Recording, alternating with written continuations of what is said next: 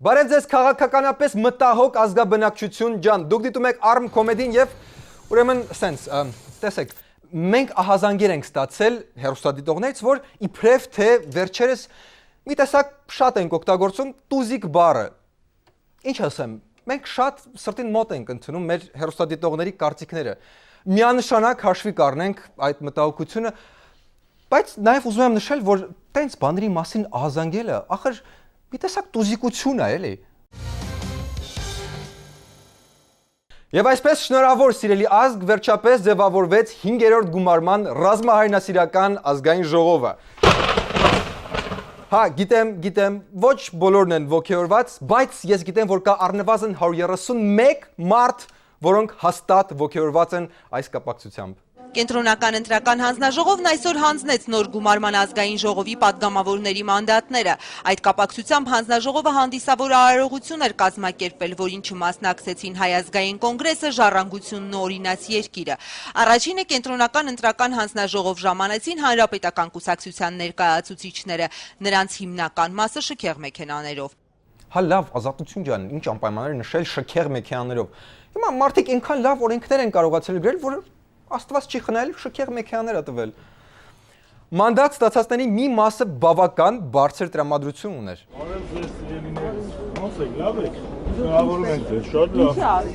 Նորազգային ժողովի։ Թիվ 1 տպրատարած Հայրապետյան Ռուբեն Ռազիկի։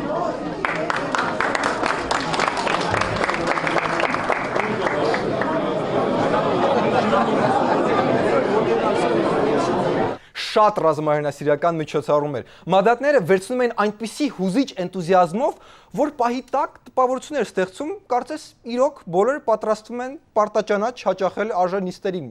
Դե տեսնենք, առաջին ռազմահայրենասիրականը հետևում է ձեր օրինաստեղծ ամեն քայլին։ Լավ, հիմա զգայուն հարցերին։ ԲՀԿ-ի պահով հիմա ինչ ալնելու։ Ընդդիմություն։ Պարոն Բալասանյան, հիմա դուք ընդդիմություն եք լինելու խորհրդարանում։ Կառուցողական ընդդիմություն է։ Այդ կառուցողական ընդդիմության պահը մի քիչ մանրամասն էլի, այսինքն ընդդիմություն եք լինելու, բայց համեստի մեջ։ Դե ճիշտ ասած, լավին լավ են ասում, վատին վատ։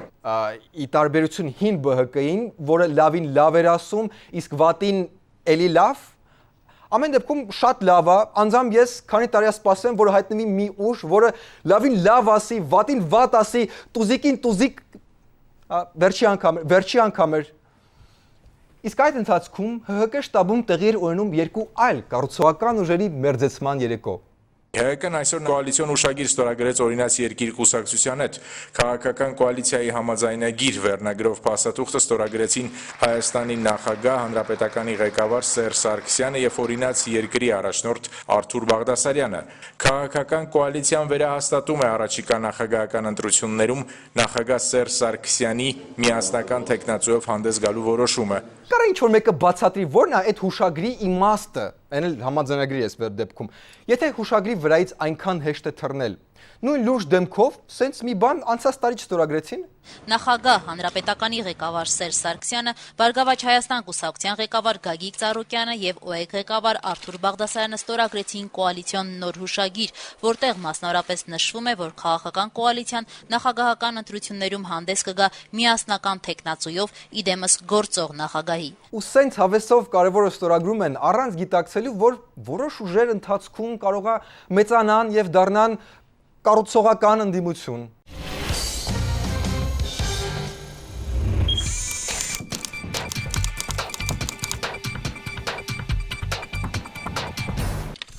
Նոր ազգային ժողովը արդեն ունի իր նոր նախագահը։ Դե չեմ ասում շատ նոր, բայց նենց նորոտ։ Պարտավորություն եմ զգում եւ ամեն ինչ անել եմ, որ մեր թիմի, մեր կուսակցության, երկրի նախագահի վստահություն արտահայտեմ։ Այո, այժմ նախագահ կրկին դարձել է Հովիկ Աբրահամյանը։ Հա ինչ եք վրես տենց նայում։ Ես եմ նշանակել։ Առաջին նիստի ժամանակ падգամավորների հետ օրենտացիոն զրույց անցկացվեց, ինչպես քվեարկել, որտեղ նստել, ինչպիսի դեմքի արտահայտություն ունեցնել տոն օրերին եւ այլն։ Բայց լրագրողները միևնույն է որոշեցին այժմ նախագահից ճշտել, թե ինչպես է պայքարելու այն երևույթի դեմ, որ որոշ падգամավորներ 65 հոգու փոխարեն կոճակ են սեղմում։ Ես պայքարելու խնդիր չունեմ, մենք արգելելու ենք, նայ օրենքն արգելում, որ յուրաքանչյուր падգամավոր պետք է փոխարեն օրենքը քվեարկի եւ մենք փորձելու ենք նաև տեխնիկապես այնպիսի պայմաններ ստեղծել, որ падգամավորները կարողանան միմիայն իրենց փոխարեն քվեարկել եւ նաև դա իմ կարծիքով падգամավորների համար նաև արժանապատիվ չէ, որ մեկը մյուսի փոխարեն քվեարկի։ Չէ, թիթիզ բաները չեն օգնում, օրենք, շմորենք, ամոթանք բան։ Չէ, կարծում այդ հարցում կարելի է օգտագործել նոր տեխնոլոգիաներ։ Ի վերջո 21-րդ դարն է, IT բան, էլեկտրաշոկ կոճակների վրա։ Գուցե տենց մի բան անենք նաև մասնակցությունը ապահովելու համար, թե չէ ահագին դժվար կլինի ունենալ մեծամասնություն ԱԺ-ում ՀԿ-ի համար։ Եվ ընդհանրապես 48-50 օր է լինում նիստեր ազգային ժողովում մեկ տարվա ընթացքում եւ յուրաքանչյուր падգամավոր պետք է իր գործերը, դա կլինի գործարար, մտավորական։ Չէ, ԱԺ-ում գործարարներ չկան, ուղղակի կան մարդիկ, ում մոտիկ բարեկամները գուցե 1-2 բիզնես ունեն, այդքան բան։ Իդեպ բիզնես չունեցող падգամավորների հետ կապված Սամվել Ալեքսայանի փակ շուկան շարունակում է մնալ սկանդալային վիճակում, բայց սրա մասին քիչ անց։ Լավ, ԱԺ նախագահի հարցում փոփոխություն փաստորեն առանձնապես չկա։ Իսկ վարչապետ կառավարությունը պատրաստվում է հավեսով փոփոխել կառավարություն, բան, հա։ Կարծում եմ լուրջ փոփոխություններ սպասել պետք չի։ Հայաստանի Հանրապետական կուսակցությունը կունենա Գարաչալի հանրապետական վարչապետի տեխնացություն կարելի է սպասել վարչապետի փոփոխություն։ Այդ հարցը չենք իմ անձնական կարծիքն ենք հարցում։ Չեմ կարծում։ Իսկ կառավարության կազմում մեծ փոփոխություններ կկրի։ Էլի չեմ կարծում։ Այսինքն ոչ մի բան չի փոխվում, ամեն ինչ մնում է նույնը։ Ինչու՞։ Վերջին 5 տարին իդեալական էր ամեն ինչ։ Թիմի լավ աշխատելու ամենալավագույն ցուցանիշը ընտրություններն են։ Ընտրություններում Հայաստանի Հանրապետական կուսակցությունը ստացել է սիրելիս մեծամասնություն։ Լավ, մոռացել էի։ Պարոն Շարմազանով, մարդ ենք։ Պահի տակ մոռացա, որ ազգի մեծ մասը ձեզ էր ընտրել։ Այ հիմա ամեն ինչ ընկավ իր տեղը։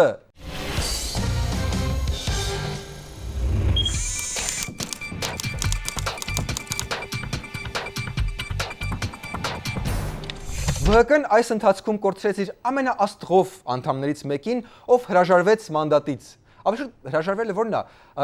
Աստված ստիպեց։ Հայտարարել եք, որ Ծառուկյանը Աստված չէ, որ ինձ ստիպի հրաժարվել մանդատից, լրագրողներից մեկը նկատեց, որ փաստորեն որ Ծառուկյանը Աստված է։ Ես հիմա հայտարարում եմ հակառակը, Ծառուկյանը Աստված է եւ կարողացավ ինձ զրկել մանդատից։ Բայց Աստված զրկեց ԲՀԿ-ին ավելի շուտ ինքն իրեն, փաստորեն, ոչ միայն ամենաաստղով падգամավորից, այլ նաև շատ կարևոր ռեսուրսից։ Արչևում նախագահական ընտրություններ են։ Սերժ Սարգսյանը որոշեց զրկել Բարգավաճ Հայաստանին մտավոր ռեսուրսից, իդեմս Հմայակ Հովհաննիսյանի։ Սարսափելի է։ Բա հիմա ինչ պետք է անի ԲՀԿ-ն առանց մտավոր ռեսուրսի։ Վիկիպեդիայից սկսի օգտվել։ Ո՞նց կարելի է հրաժարվել նման գանձից, այն ամենից հետո ինչ նա արեց ԲՀԿ-ի համար։ Այն աշխատանքները, որոնք ես կատարեցի, մոտավորապես բերեցին Բարգավաճ Հայաստանի լրացուցիչ 15% ձայն։ Սիրտս ուղղակի ճմլվում է հիմա։ Գիտեմ, դեմքիցս դա չի զգացում, շատ անզգա սառած տոլմա դեմքի արտահայտությունն եմ, բայց սա իմ սրտի ճմլվող դեմքն է։ 15% ձայն ու պարոն Հովհաննիսյան, ինձ որ լսեք, մի հատ առանձին կուսակցություն կբացեք մինչև մյուս ընտրություններ, հետո հանդես կգաք այդ 15%-ը ակուրատնի կտանեք ձեր հետ։ Հիմա երբ ազգային ժողով չմտավ ամենաաստղով падգամավորը, ինչ է լինելու ազգի հետ։ Գիտեք ինչից է արտագաղթը այս երկրում։ Ինչ պատճառով է արտագաղթը։ Դա մեր թեմային չի։ Ես ձեզ ասեմ, հետարքրության։ Մարդկանց հետարքիր չի այս երկրում ապրել, դրա համար հեռանում են։ Հեռանում են ոչ թե աղքատները, հեռանում են մարդիկ, ում հետարքիր չի, տաղտկալի է, ձանձրալի է, հետարքիր չի։ Դե լավ, պարոն Հովհաննիսյան, տենց պետք չի անհանգստանալ, ինձ թվում է ԲՀԿ-ն ու ՀՀԿ-ն մոտակա 5 տարում չեն թողնի ազգին ձանձրույթից արտագաղթել։ Բայց թե դուք էլ սենց մեկ-մեկ որ երևաք, մասնակցեք, միասին կփրկենք ազգին ձանձրույթից։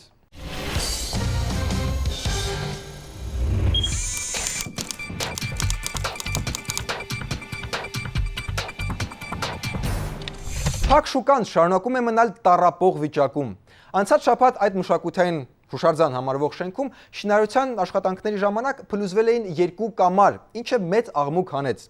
Քաղաքացիների դժգոհություններին արագ արձագանքեցին մշակույթի նախարարությունը եւ քաղաքապետարանը։ Հայաստանի Հանրապետության մշակույթի նախարարի եւ Երևանի քաղաքապետի համատեղ հրամանով ստեղծվել է հանձնաժողով, որը հրատապ կուսումնասիրի ստեղծված իրավիճակը։ Վախ, սրտիցս քար ընկավ։ Կարևորը հանձնաժողով ստեղծել են, չէ՞։ Հիմա որ դա կա, էլ անհանգստանալու բան չկա։ Ամեն դեպքում մի հարց։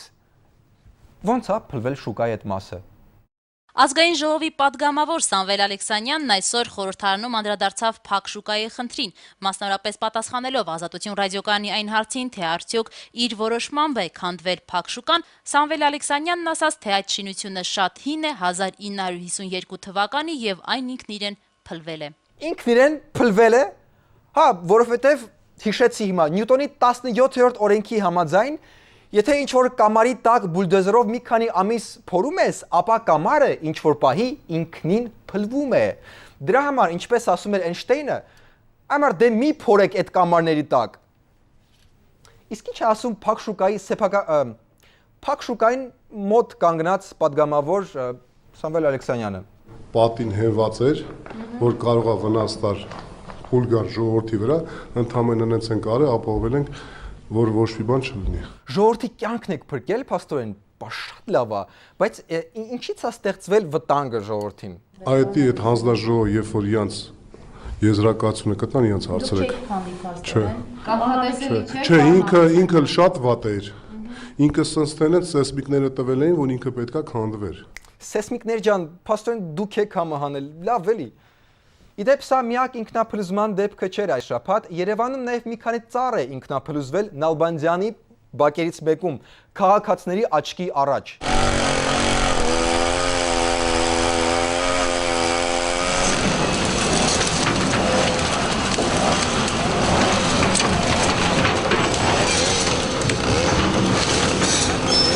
Հա, ժողովուրդ ջան, զգուշ քայլ եք Երևանում։ Իդեպ մեր հատուկ թղթակից Նարեկ Մարգարյանը այժմ գտնվում է Երևանի էպիկենտրոնում փլուզման։ Նարեկ, ինչ է կատարվում այստեղ։ Սերգեյ, քաղաքում անհասկանալի իրավիճակ է եւ խուճապ։ Ինչից է սկսվել դա։ Փորձագետների կարծիքով Երևանում տեղի ունենում ինքնափլուզումների համաճարակ հին շենքերի եւ ծառերի շրջանում։ Ինչպես է դա արտահայտվում, Նարեկ։ Ինքնափլուզմամբ, Սերգեյ։ Լավ, իսկ մի քիչ ավելի մանրամասն։ Դժվար է նկարագրել, քանի որ այս երևույթը չի տեղավորվում ֆիզիկայի օրենքների մեջ, կրկնում եմ, չի տեղավորվում։ Շենքերի տակ բուլդոզերները խելոք անշարժ աշխատում են որոշ ժամանակ, մեկ էլ հանկարծ շենքերի պատերը ինքնափլուզվում են։ Ինքնաբուխ։ Բացարձակ ինքնաբուխ, Սերգեյ, ծանր տեխնիկայի աշխատանքից ժամեր անց, երբ կարծես ամեն ինչ պետք է որ նորմալ լիներ, բան տեղի չունենար, մեկ էլ գգմփ։ Իսկ ինչ են ասում փորձագետները։ Փորձագետները ինքնաբուխ հեռացում են վնասված տարածքներից եւ ոչ մի բան պարզել չի լինում իրենցից։ Նարեկ, ինչ է կատարվում այնտեղ հիմա։ Սերգեյ, վստահ չեմ, բայց ես ինքնաբուխ հեռանում եմ դեպքի վայրից։ Շնորհակալություն, Նարեկ։ Բարի լուր ոստիկանության աշխարհից։ Երևանի կենտրոն եւ Նոր Քմարաշ համայնքների ընդհանուր իրավասության դատարանում այսօր ավարտվել է ճանապարհային ոստիկանության նախկին պետ, ոստիկանության գնդապետ Մարգար Օհանյանի գործով դատական նիստը։ Օհանյանը դատապարտվել է 6 տարվա ազատազրկման։ Так, էս մեկն էլ։ Քիչ է նստացնում ճիշտ է, բայց ինչ որտեղից պետք է սկսել։ Հիշեցնեմ, որ Պաշտոնյան մեղադրվում էր եւ դատապարտվեց առանձնահատուկ խոշոր չափով բյուջետային գումարներ ուտելու մեջ։ Եվ չնայած իր պնդմամբ փող չէր վերցրել, բայց դատական նիստի մեկնարկը դատավոր Մխիթար Պապոյանը հայտնեց, որ դատարան է ուղարկվել մի դիմում, որտեղ նշված է, որ Մարգար Օհանյանի որդի Հայկ Օհանյանի կողմից վերականգնվել է ամբողջ գումարը։ Հա, բյուջեից գումար չի յուրացրել, բայց այդ պարին ուղղակի տանը հենց առանձնահատուկ խոշոր գումար կար ու տենց փակվեցին։ Դատավարության մասին Slack AM-ը շատ սյուր մեկնաբանություն տվեց իր ռեպորտաժում։ Չափազանց խիստ եւ անդրդվելի այս դատական որոշումը հուսով ենք, որ ըստ արժանվույնս կիրառվում է նաեւ այլ հանցագործների նկատմամբ։ Այնուամենայնիվ, ճանապարհային ոստիկանության նախկին պետը չխուսափելով պատասխանատվությունից տղամարդուն վայել պահվածքով հեռացավ դատարանից։ Տղամարդուն վայել պահվածքով հեռանալը իհարկե ոգևորիչ է, բայց կա եւս մեկ տղամարդուն վայել պահվածք, որը իմ ամենասիրված տղամարդուն վայել պահվածքն է։ Բյուջեից փող չգողանալը։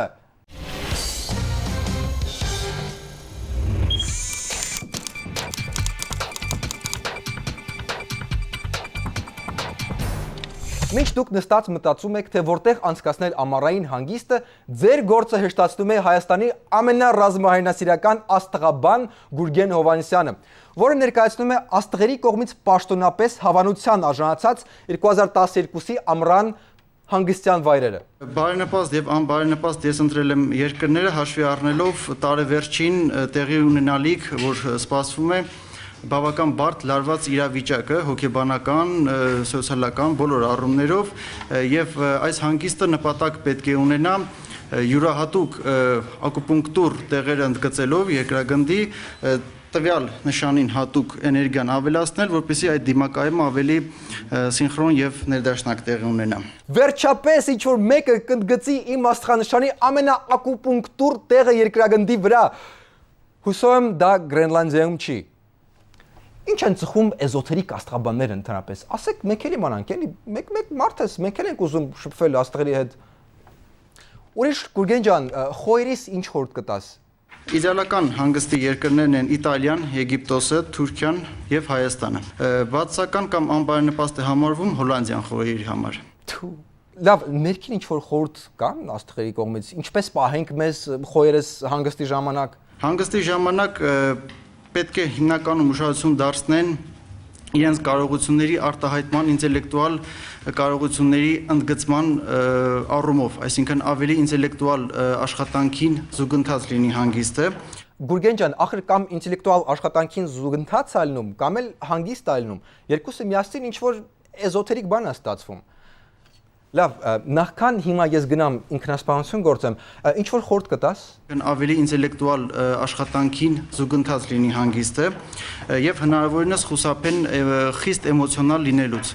Չէ, դա հաստատ չեմ կարա։ Բա որ ուրիշ աստղանշաններին խորտ տաս ագրեսիվ լինեն ու գան ինձ ուտեն, հն։ Հնարավոր ստեղծագործական մոտեցումը եւ նույնիսկ ռիսկային պահերը լիովին արդարացված են երկվորյակների դեպքում, որը իդեպ խիստ հազվադեպ է պատահում այս նշանի համար,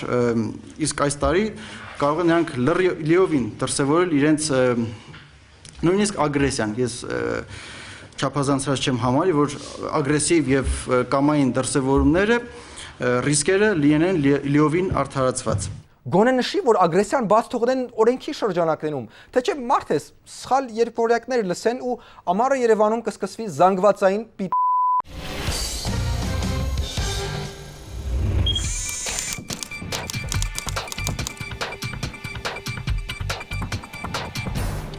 Բարև ձեզ, այսօրվա մեր հյուրն է, հա Վազգեն ջան, բարև։ Սերգեյ, դուրը կբացես։